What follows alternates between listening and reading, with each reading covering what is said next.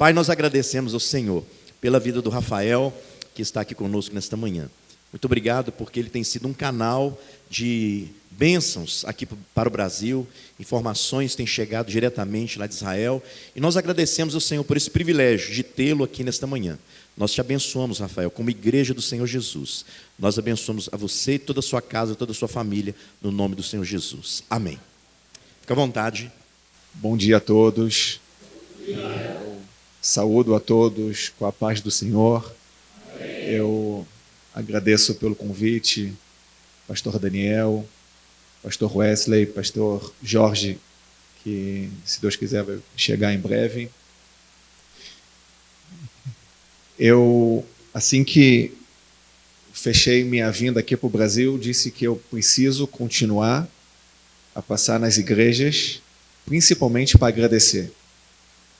Para agradecer as orações, para agradecer o apoio tão importante que o Estado de Israel precisa nos anos mais difíceis que o Estado de Israel passou desde sua criação.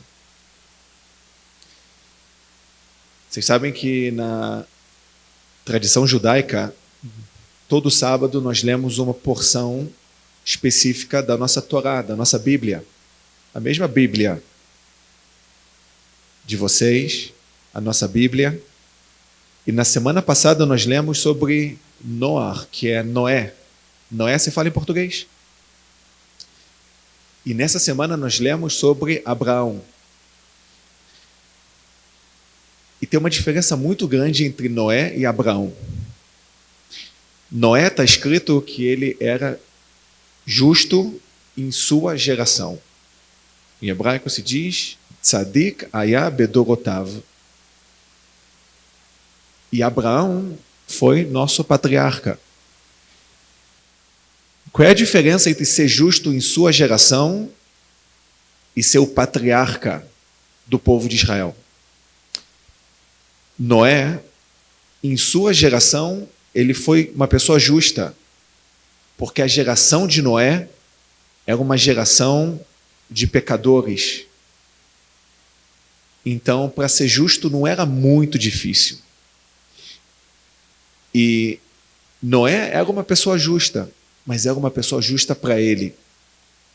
Ele não teve a capacidade de passar para os outros a justiça, a bondade. E essa é a grande diferença entre Noé e Abraão. Abraão é nosso patriarca porque ele teve a capacidade de compartilhar com os outros os valores, compartilhar as verdades. E isso foi o que fez de Abraão ser nosso patriarca e não Noé. E esse é o segundo objetivo que eu estou aqui hoje, depois de mostrar meu agradecimento em nome das Forças de Defesa de Israel, é de fazer com que os senhores, as senhoras, sejam Abraão e não Noé. Que não guardem somente para vocês as informações que os senhores e as senhoras vão escutar nesses 30 minutos que nós temos juntos, que possam compartilhar com os amigos, com os colegas de trabalho, com os familiares, porque nós estamos vivendo uma guerra de narrativas. A guerra não é travada somente nos campos de batalha. A guerra é travada também nas mídias sociais, nas plataformas digitais. E nós precisamos ganhar a guerra de narrativas, porque a guerra de narrativas influencia na legitimidade da guerra operacional. Se eu perguntar para os senhores, para as senhoras, qual é a maior narrativa contra o Estado de Israel nessa guerra, eu acredito que os senhores e as senhoras dirão que é a quantidade de pessoas, de civis, que infelizmente estão pagando o preço dessa guerra. Todos os dias acredito que vocês escutam acusações que Israel está cometendo genocídio na faixa de Gaza, que Israel está agindo de uma forma desproporcional. E eu vou mostrar para os senhores, para as senhoras, que a guerra travada na faixa de Gaza é a guerra urbana com menor nível, com menor quantidade de vítimas do mundo. E eu vou explicar isso com fatos. Segundo o Hamas, morreram na faixa de Gaza entre 55 mil a 60 mil palestinos. E o Hamas publica todos os dias quem são essas pessoas que morreram, quantos jornalistas, quantos médicos, quantas mulheres, crianças, idosos. O que não publica o Hamas? O Hamas não publica quantos terroristas morreram na faixa de Gaza. O que mais não publica o Hamas? O Hamas não publica quantas pessoas morreram por mortes naturais. Segundo o Hamas, todos que morrem na faixa de Gaza morrem por bombardeios israelenses. O Hamas também não publica as pessoas que morreram porque foram assassinados pelo Hamas. Pessoas que são acusadas de colaborar com Israel. Homossexuais que são assassinados na faixa de Gaza. Nós sabemos que 25 mil terroristas foram eliminados na faixa de Gaza. E, de acordo com a autoridade palestina, cerca de 6.500 palestinos morrem por ano na faixa de Gaza por mortes naturais. Então, se nós subtrairmos dos 60 mil a quantidade de terroristas, que são 25 mil, e a quantidade de pessoas que morreram por mortes naturais, que são mais ou menos 15 mil, quantos civis morreram na faixa de Gaza?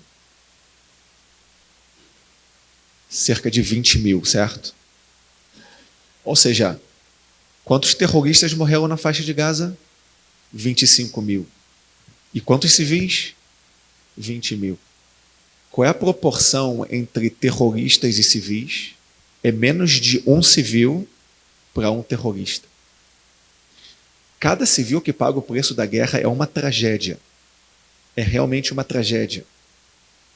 Para o Hamas, isso é uma estratégia. Para nós é uma tragédia. Mas, infelizmente, em todas as guerras, civis pagam o preço da guerra.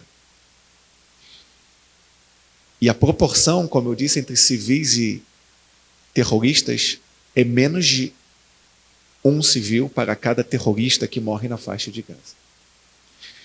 Agora, eu não sei se os senhores, as senhoras sabem quantos civis morrem em guerras urbanas ao redor do mundo. A União Europeia fez um relatório em 2009. E a conclusão desse relatório é que em guerras urbanas, como essa travada na faixa de Gaza, para cada um militar, 9 civis morrem em guerras urbanas. Em 2022, o Conselho de Segurança da ONU fez outro relatório e chegou na mesma conclusão, que 90% das mortes em guerras urbanas são de civis. Então, quantos civis teriam que morrer na faixa de Gaza, segundo as Nações Unidas, segundo a União Europeia, sendo que 25 mil são terroristas e 90% teriam que ser civis? Quem é bom aqui de matemática? Porque eu sou advogado. 225 mil. Seriam 25 mil vezes 9. 225 mil civis teriam que ter morrido na faixa de Gaza para chegar nos números da União Europeia e das Nações Unidas. Mas na faixa de Gaza morreram 25 mil. Então a pergunta não tem que ser como morrem tantos civis na faixa de Gaza. e sim que mágica Israel faz para que morram tão poucos civis em relação a qualquer outra guerra urbana ao redor do mundo. A resposta é que Israel não faz nenhuma mágica. Mas Israel faz uma série de ações sem precedentes para minimizar qualquer dano possível a civis na faixa de Gaza. Nós fizemos mais de 150 mil ligações para os civis da faixa de Gaza evacuarem as zonas de combate. Nós lançamos mais de 9 milhões de panfletos para os civis evacuarem. Fizemos zonas humanitárias, corredores humanitários, pausas humanitárias. Nós abortamos ataques aéreos porque civis apareceram nos alvos que seriam atacados. Nós utilizamos inteligência precisa e armamentos cirúrgicos para minimizar os danos a civis. Nós fazemos ações sem precedentes em guerras urbanas, porque nós não temos nenhum interesse em causar danos a civis. Pelo contrário, essa guerra é travada contra grupos terroristas que querem eliminar Israel do mapa, e não contra civis, contra o povo palestino. O Estado de Israel tem 22 mil quilômetros quadrados. Qual é o tamanho de Minas Gerais? Quantos quilômetros tem Minas Gerais? Alguém sabe? Acredito que Minas Gerais seja muito maior do que o Estado de Israel.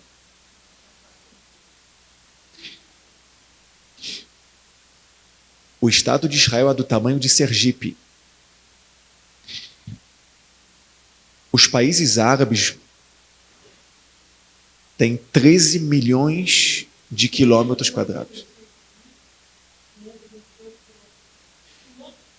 Ou seja, é mais ou menos 20 Israéis.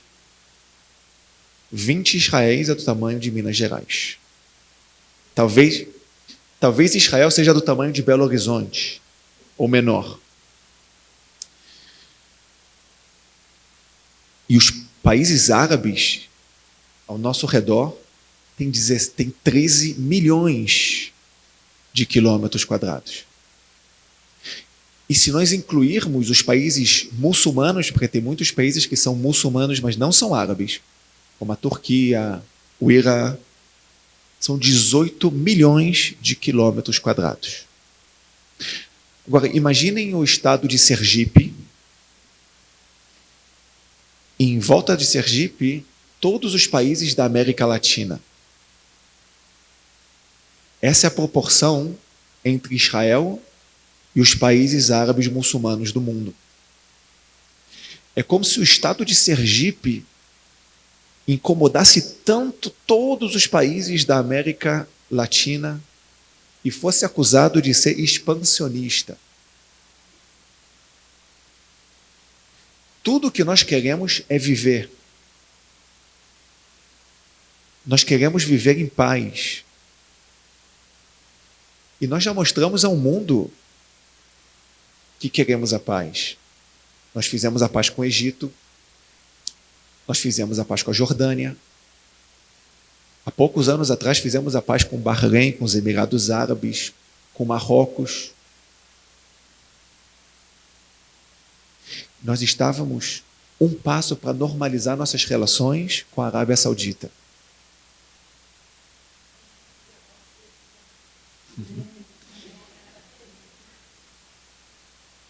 E tudo que querem nossos inimigos é que a expansão da paz seja neutralizada, porque eles querem nossa destruição. E isso é o que todos precisam entender. Eu tenho certeza, sem conhecer os senhores e as senhoras, que o que eu falei nesses últimos 20 minutos aqui são informações que os senhores e as senhoras ouviram pela primeira vez. Estou certo ou estou errado? E são informações básicas para entender o conflito. Isso só fortifica a necessidade dos senhores e das senhoras serem Abraão e não Noé. Porque é muito importante que os senhores e as senhoras escutaram aqui não fique somente aqui. Que seja repassados a todos. Porque essa guerra não é uma guerra pontual entre Israel e o Hamas. É uma guerra entre a civilização e a barbárie. É uma guerra entre os valores judaicos, cristãos, os valores ocidentais e a crueldade do radicalismo islâmico. É uma guerra entre quem quer viver em paz e quem quer destruição. Israel é um obstáculo para a expansão do eixo do mal do Irã. E o mundo um dia ainda vai agradecer Israel por tudo que tem feito ao mundo. E essa guerra de narrativas é uma guerra muito difícil de ser ganha por Israel. Porque a desinformação é muito grande, as mentiras são enormes e as narrativas enganosas são imensas. E para isso nós precisamos de apoiadores, de pessoas que querem ver o bem de Israel, que querem ver o bem da civilização, que querem ver o bem de quem busca a paz, que querem ver a expansão dos valores cristãos judaicos e não do radicalismo islâmico que quer a destruição de Israel. E para isso, eu desejo que os senhores e as senhoras possam ser embaixadores de Israel, porque os senhores e as senhoras tiveram a oportunidade que muitos outros não tiveram de escutar essas mensagens tão importantes que eu tive a oportunidade de dar a vocês a oportunidade de escutar. Eu vou terminar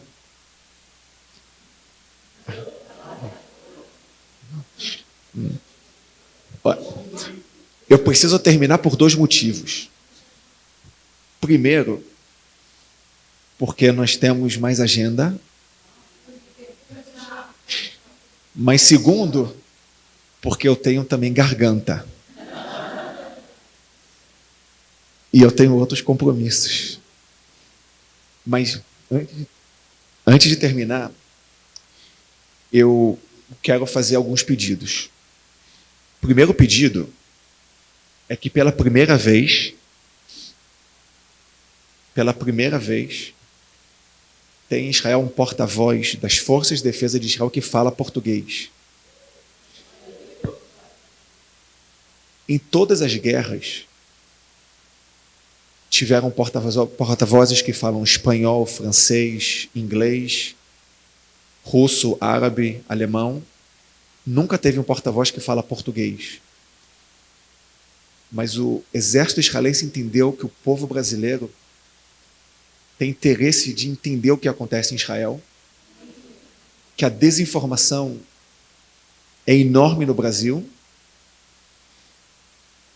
e que para combater a desinformação nós precisamos trazer as informações de uma forma direta em português para o povo brasileiro. E vocês têm um canal em português nas minhas redes sociais, tanto no Instagram como no Facebook, que eu passo lá informações oficiais do Exército de Israel, tudo em português. Então, todos que ainda não me seguem, vocês podem me seguir lá, não precisa pagar nada para isso.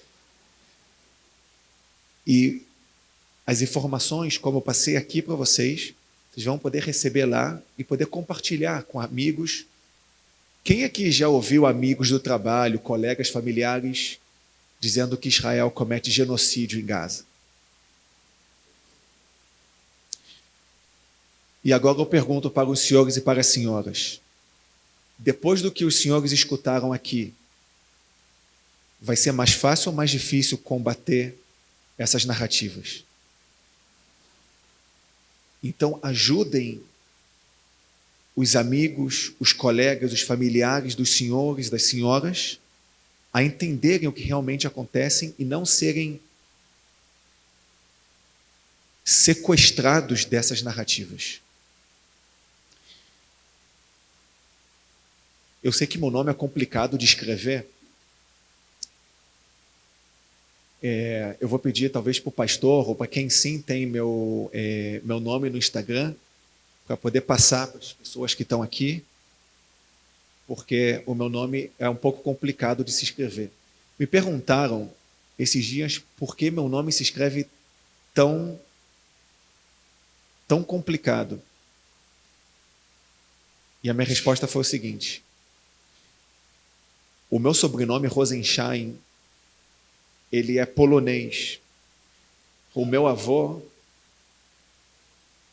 ele veio da Polônia, depois do Holocausto. E o meu avô foi recebido de braços abertos aqui no Brasil. E eu sou muito grato ao povo brasileiro, que foi o único país que recebeu o meu avô depois do Holocausto, depois do extermínio que ele sofreu na Europa. E o meu nome escrito em polonês, ele lembra sempre para mim e para todos os outros que eu vim da Polônia e que minha família foi muito bem aceita aqui no Brasil. E por isso que eu deixei meu nome escrito dessa forma, escrito em polonês. Rosenstein, ele está escrito em polonês, para lembrar sempre essa linda história, essa linda gratidão pelo povo brasileiro. Para combater a desinformação, eu escrevi um livro, se chama Guerra de Narrativas, e nesse livro eu derrubo uma por uma das narrativas contra o exército israelense nessa guerra. E uma das maiores provas que o povo brasileiro realmente se interessa e quer apoiar Israel, mas não tem os instrumentos certos, os argumentos para defender Israel, é que esse livro está em primeiro lugar de vendas na Amazon, está entre os mais vendidos desse mês, de acordo com o Globo, de acordo com a Veja. Isso mostra como o povo brasileiro quer entender o que realmente acontece em Israel, quer apoiar Israel, mas não tem os argumentos para fazer isso. E antes de terminar, se os senhores me permitem, eu quero ler para vocês o último capítulo do livro. O título é Um Final Confiante. Foi muito importante para mim terminar de uma forma confiante, de uma forma positiva, esse livro. E eu termino o livro da seguinte forma. Em 27 de janeiro de 1945, as forças aliadas chegaram ao campo de concentração de Auschwitz, em solo polonês. Os portões do inferno se abriram. Havia 7.000 prisioneiros no campo naquele dia, e a grande maioria eram judeus, mulheres e homens, idosos e crianças. Restos mortais de famílias inteiras e os últimos remanescentes de grandes comunidades que haviam sido transformados em pó e cinzas. Um deles era meu avô. Depois de anos com sede, fome, exaustão e doença, vendo seus familiares torturados, queimados e massacrados, eles tinham certeza de que estavam sozinhos no mundo. O povo de Israel, ao longo das décadas que se passaram desde o Holocausto, prometeu repetidamente: nunca mais. Juramos que o povo judeu não voltaria a ficar indefeso e desamparado. E apesar de tudo isso, as cenas do ataque de 7 de outubro ecoaram no coração de todos nós, os horrores do Holocausto. as descrições de mães que silenciaram seus bebês para que não chorassem e revelassem seu esconderijo, casas incendiadas, crianças arrancadas de seus pais, terroristas desprezíveis que viam os nazistas como modelo e que torturaram, queimaram e massacraram famílias inteiras. Tudo isso reproduziu os horrores vividos pelo povo de Israel 80 anos atrás. Embora as consequências do massacre de 7 de outubro e o espanto ainda ressoem em nós, não esquecemos que hoje temos aquilo que nossos antepassados que presenciaram o Holocausto, inclusive meu avô, só podiam sonhar, apenas imaginar. Uma pátria independente, um exército que luta uma batalha que ainda não acabou, em prol da eternidade do povo de Israel. A história do povo judeu está repleta de episódios de perseguição e massacre por vários outros povos, e que muitas vezes fez da identidade judaica um motivo de sofrimento, discriminação, humilhação e assimilação. Os judeus foram escravos no Egito, no Antigo Egito, foram perseguidos pelos babilônios, gregos, persas, romanos, foram queimados em fogueiras durante a Idade Média na Europa e sofreram falsas acusações, como a conhecida conspiração que fala do assassinato de crianças e também da disseminação de epidemias. 6 milhões de judeus foram exterminados no Holocausto, por meio de assassinatos em massa, tortura e campos de concentração e extermínio. Ainda assim, a história do povo de Israel não é feita apenas de perseguições, mas também de perseverança e sobrevivência ao longo de milhares de anos, até os dias de hoje. Ao contrário do passado, quando os judeus não tinham um exército próprio, eram forçados a depender de governos estrangeiros ou a se dispersar pelo mundo, hoje, o povo de Israel tem um Estado soberano com um dos exércitos mais poderosos do mundo. Digo isso com fé completa e pura, apesar do desastre e da dor que ainda nos sobrevém. Nada pode destruir o Estado de Israel. Esse povo que passou pelo terrível Holocausto e construiu uma pátria 2000 anos depois de ter sido exilado à força, nada pode destruí-lo. Meu avô se separou desse mundo e não posso mais receber seus conselhos. Mas se eu tivesse a oportunidade de escutar seu recado, acho que ele me diria o seguinte em relação ao massacre de 7 de outubro. É parecido, é assustador, e não há palavras para descrever essa crueldade, mas não é a mesma coisa. O Holocausto nunca mais acontecerá enquanto Israel tiver um exército para defender seu povo. Senhores e senhoras, pastores, eu agradeço pela oportunidade, eu deixo aqui meus votos de confiança e de gratidão por tudo que a comunidade evangélica em geral e a igreja aqui tem feito pelo Estado de Israel, seja nas orações, seja na demonstração de apoio, e peço que tudo que os senhores e senhoras escutaram aqui, que possa ser repassado para todos aqueles que ainda precisam de informações para combater as narrativas enganosas em relação a Israel. Muito obrigado.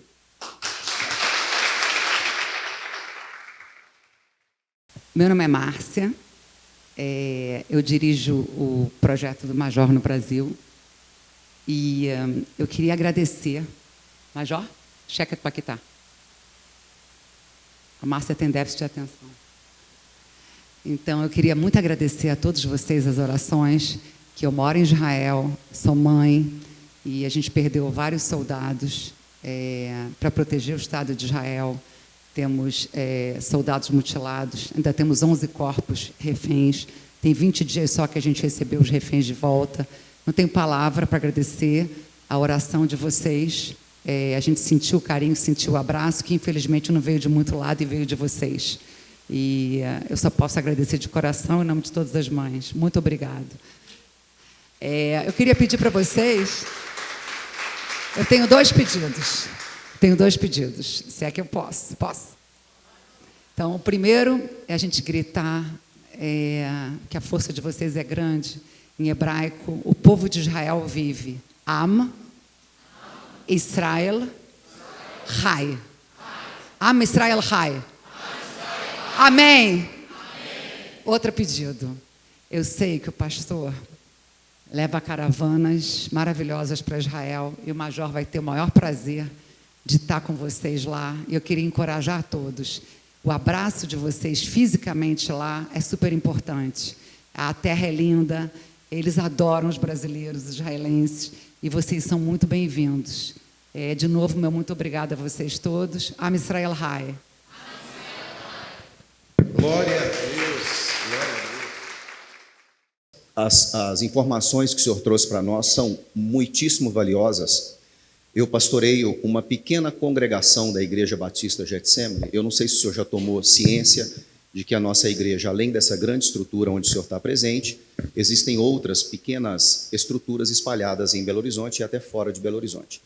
Eu sou um dos pastores que pastoreia uma pequena congregação de mais ou menos 400 pessoas. E as informações que o senhor trouxe para nós são valiosíssimas, e eu queria muito poder compartilhar com o rebanho do qual eu sou responsável. E eu queria fazer uma sugestão, na verdade, mais do que uma pergunta. Pedir ao Senhor que, se fosse possível, fizesse pequenos vídeos trazendo para a realidade do Brasil, como o senhor fez agora, comparando Sergipe com toda a América Latina, esse tipo de coisa, ou em pequenos vídeos ou em pequenos materiais em PDF que nós pudéssemos compartilhar. Queria saber do senhor da possibilidade, da viabilidade disso acontecer. Muito obrigado mais uma vez. Vamos fazer isso agora. Filma aí.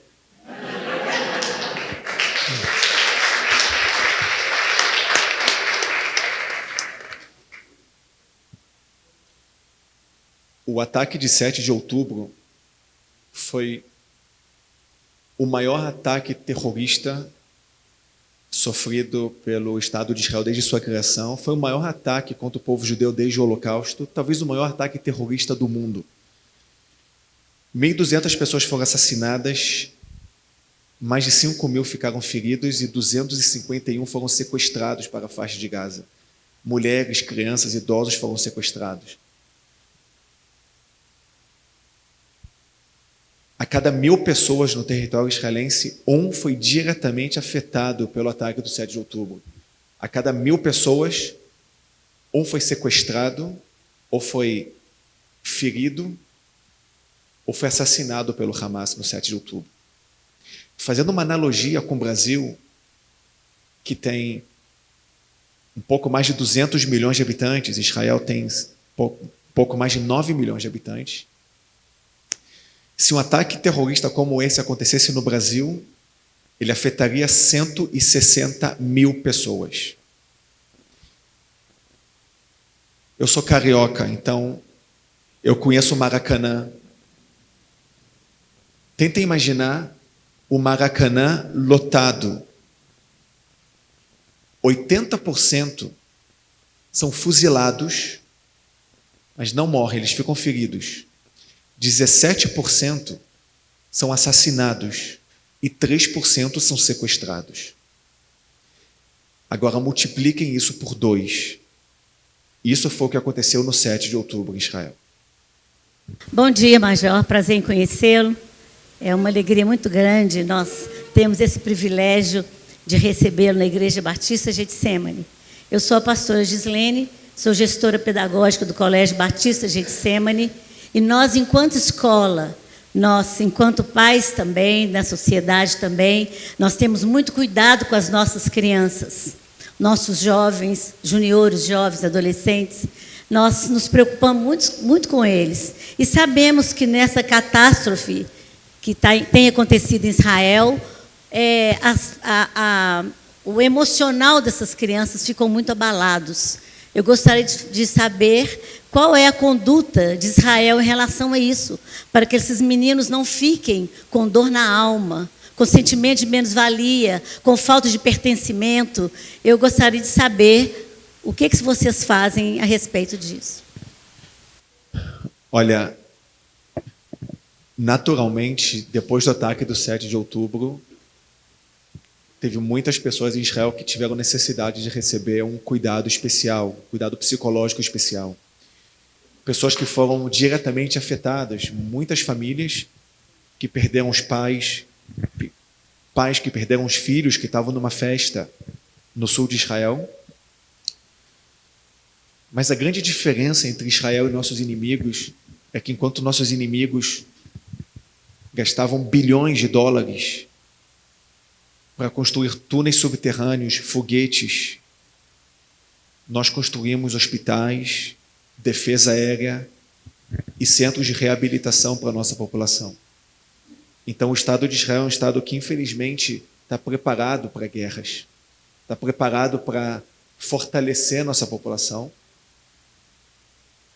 nesse tipo de situação. Logicamente, não é fácil, mas todas as famílias que foram afetadas, elas recebem um apoio, eu acho que como nenhum outro país poderia dar nesse tipo de situação. Boker Tov, Major, bom dia. É uma alegria falar com o senhor. Eu estive em Israel em 2023, aliás, eu vou muito em Israel.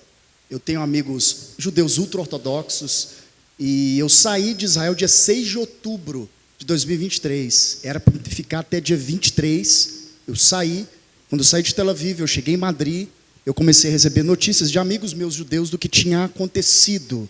E a pergunta é, eu sou muito bem recebido em Israel por judeus ultra-ortodoxos. São meus amigos, inclusive no meu aniversário, soldados de Israel, amigos que moram na Cidade Velha, mandaram feliz aniversário para mim. Eu estive lá também quando o Irã bombardeou Israel ano passado, abril, na festa do Pêssar. Tive agora também na festa do Pêssar, em abril, e fiquei próximo à Guerra dos 12 Dias com o Irã. Eu queria que o senhor falasse o carinho que os judeus ortodoxos têm com os cristãos, porque eu fui cancelado, eles me arrebentaram na mídia, o senhor não tem noção o que fizeram comigo nas redes sociais por eu defender Israel. Eu queria que o senhor falasse essa notícia distorcida que a mídia diz que os judeus odeiam cristãos, que isso é mentira. Isso é uma mentira que a mídia tem propagado. Eu queria que o senhor falasse um pouquinho sobre isso, o amor e o carinho que nós temos lá, principalmente de judeus ortodoxos em Israel. Obrigado. Toda rabá. Olha, eu vou ser curto na minha resposta, porque é suficiente. Não tem nenhum país no Oriente Médio que os cristãos podem exercer sua religião de uma forma livre como em Israel. A penúltima pergunta, pessoal, por favor. Bom dia, senhor Major. Primeiro sargento Eliezer. Gostei do seu cordão. Muito bem, obrigado. E a camisa também, né? A cor. Senhor Major, sou primeiro sargento da Polícia Militar de Minas Gerais, pastor e professor de Direito. Tenho um sobrinho no fronte de batalha no momento. Ele é irmão do Ezron Abreu, o presidente até o conhece, pertence à comunidade aqui de Israel, e aqui de Belo Horizonte, de Israel. Mas a minha fala, e os rabinos dizem que o que fala por último colhe um pouquinho de cada um, né? E aí tem a vantagem. Mas eu só agradeço ao pastor que mencionou realmente aí a nossa condição atual como, no Brasil, como ainda, no momento atual, no momento presente, estamos um pouco alijados da política realmente mundial, com nosso respeito a Israel. Eu falo nós, ao nosso representante, mas isso vai ser revertido em breve. Temos certeza que essa realidade vai mudar. Mas as minhas palavras ao senhor, primeiro, o meu respeito e a minha continência ao nosso governo, o governo de Israel, no caso, Bibi, a todos os oficiais que têm cuidado dos nossos guerreiros, nossos soldados na frente da batalha. Eu digo isso porque meu irmão, minha cunhada estavam lá em Ashkelon, no dia 7 de outubro, vieram para o Brasil com mais 4 sobrinhos, e o sobrinho Gabriel continua no Exército, fazendo muito bem a sua função, mas realmente só deixar aqui nossa admiração, respeito pelos oficiais, pelo governo de Israel, por cuidar de forma magnífica dos nossos soldados, todos os soldados de Israel, e nós choramos por cada um deles, cada um daqueles que tombam no fronte de batalha. Muito obrigado ao senhor pela presença também.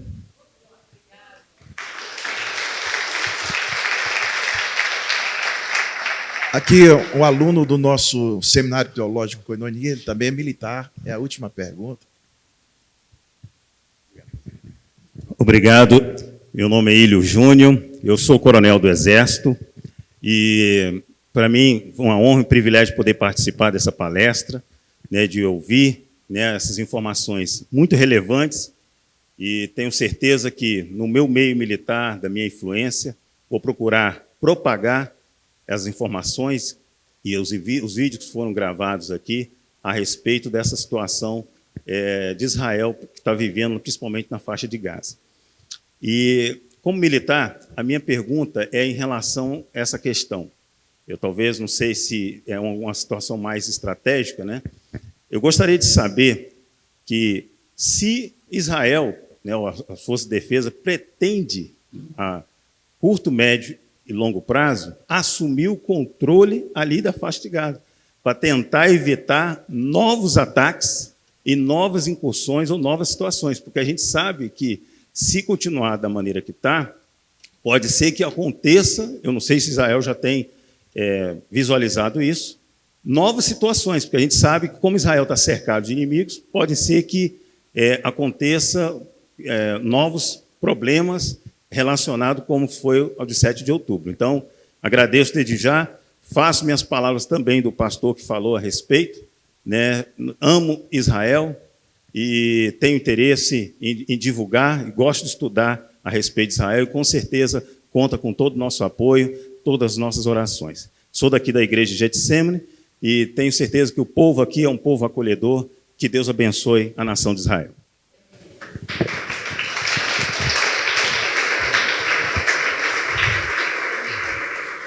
Olha, eu vou te dar uma resposta diplomática. O exército israelense vai atuar de acordo com as decisões do governo de Israel. Eu queria aproveitar para realmente agradecer. Você, o pastor, falou sobre os soldados que estão na frente de batalha. Tem dois tipos de soldados. Tem os soldados da frente de batalha e tem os soldados da guerra midiática.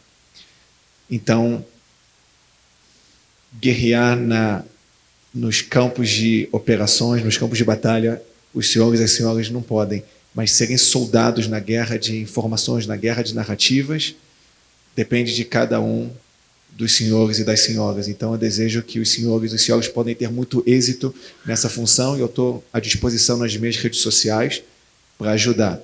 Eu queria, antes de terminar,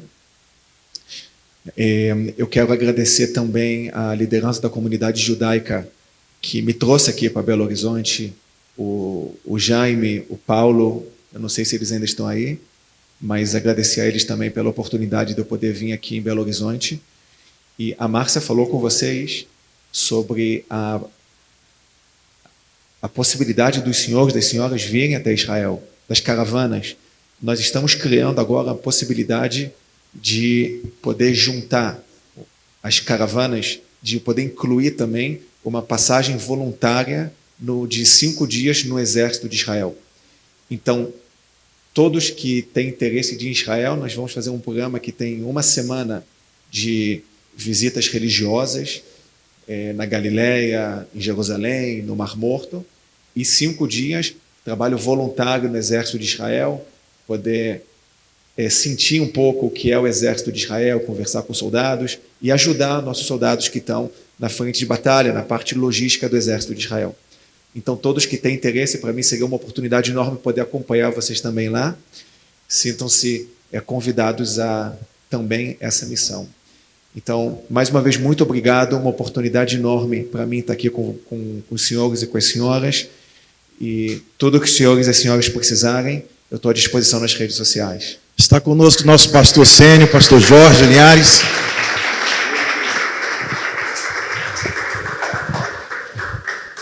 Pastor Jorge, antes do senhor chegar, eu disse aqui ao público que apoiar Israel hoje em dia é um desafio, porque as narrativas são tão grandes, as mentiras são enormes. Eu sei disso. E precisa de instrumentos para poder apoiar Israel. E eu fico muito grato, não somente pelas orações aqui, mas principalmente pela oportunidade de poder escutar uma pessoa que traz as informações da fonte e poder fazer com que todos esses que estão aqui sentados ouvindo sejam embaixadores da verdade para poder propagar os fatos do que realmente acontece lá e combater nessa guerra de narrativas que é tão importante nesse momento. Muito obrigado, pastor. Nós que agradecemos, e como o pastor Luiz falou, nossa ida lá é para intercessão.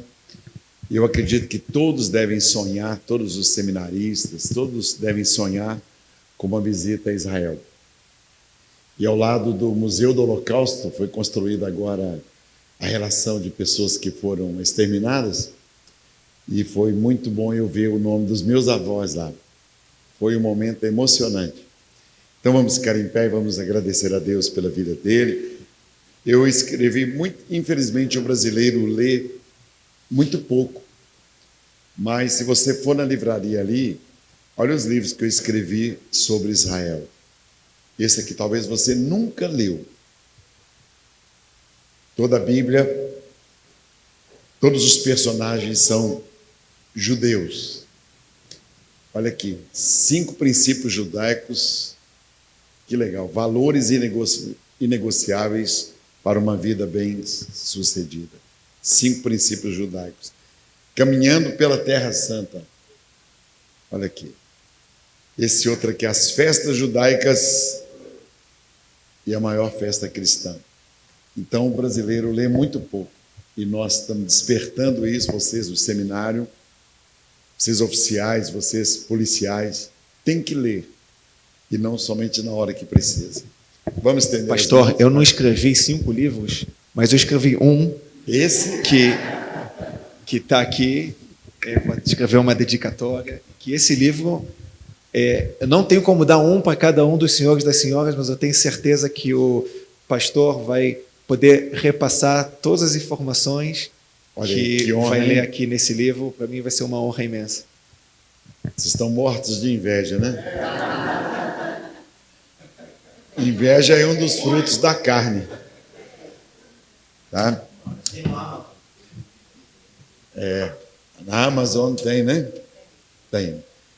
E na livraria aqui também vai poder ter. Certo? Que legal. Que bênção. A inveja, esse livro vai valer muito, hein? Aqui nós, em 2 horas, foram vendidas 80 passagens para Israel em março. Em 2 horas, né, Luiz? Agora 2 horas. Agora então, nós estamos em setembro. A próxima vamos fazer também como voluntários no Exército de Israel. Opa! Eu vou poder te encontrar lá em março? Vamos fazer. Vamos. Em março. E depois a outra em setembro. Então nós vamos de março, não tem jeito mais, porque já esgotaram. E setembro de 2026. Procure o Lui ali, ó, o pastor Lui. Já estão sendo reservadas as vagas para Israel em setembro, a primeira quinzena, né, Luiz? Essa igreja ama Israel, nós amamos Israel e nós intercedemos por Israel. E não aceitamos ninguém falar mal de Israel. Amém? Porque o nosso Salvador é de Israel. Essa é a nação que Deus escolheu, para que através dela o nome do Senhor fosse engrandecido. Vamos estender as mãos então para o Major Rafael Rosenschein. Digam assim comigo: Senhor, nosso Deus e nosso Pai, nós abençoamos o Major Rafael, a sua família, abençoamos Israel, em nome do Senhor Jesus. Amém. Deus abençoe você. Glória a Deus.